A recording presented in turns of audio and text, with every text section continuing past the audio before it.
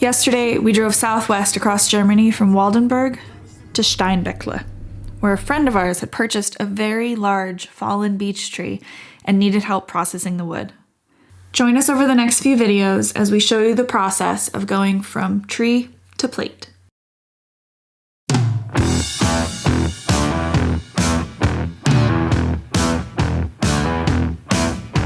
So you came here 'cause you wanna be a star. Rolling into town in your daddy's old car.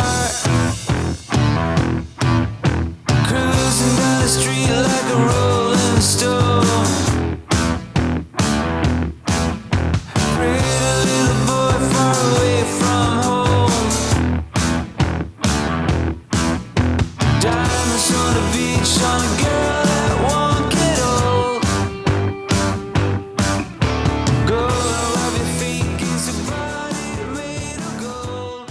Hey, I'm Raleigh, and this week I'm very excited to share with you our time spent processing a 150-year-old beech tree. Beech is one of our favorite kinds of wood to work with for bowls and plates. This tree fell back in the spring or summer, and with moisture and exposure was quickly spalting. Spalting is essentially the process of wood decaying. Fungi eat the wood from the inside out. It can create beautiful coloration in the wood, but when gone too far, it weakens the wood and makes it unusable for our craft. Now, this tree was more or less 80 centimeters or 31 inches in diameter. This was perfect for making plates. We only had a few hours of daylight left, so we prioritized the use of Daniel's long chainsaw to cut out a few sections of the trunk. Und den reinkriegen. Ja. Heart shaped. Oh wow! It is heart shaped. It's shaped like a heart. For making plates, we prefer to use radial wood, meaning the sections we cut are from the radius, half the diameter of the tree.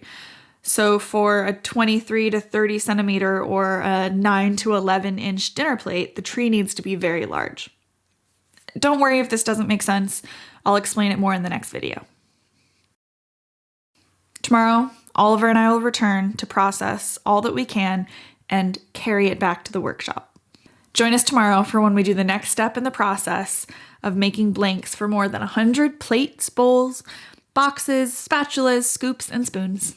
See you soon. Oh, and remember to like and subscribe if you want to see more.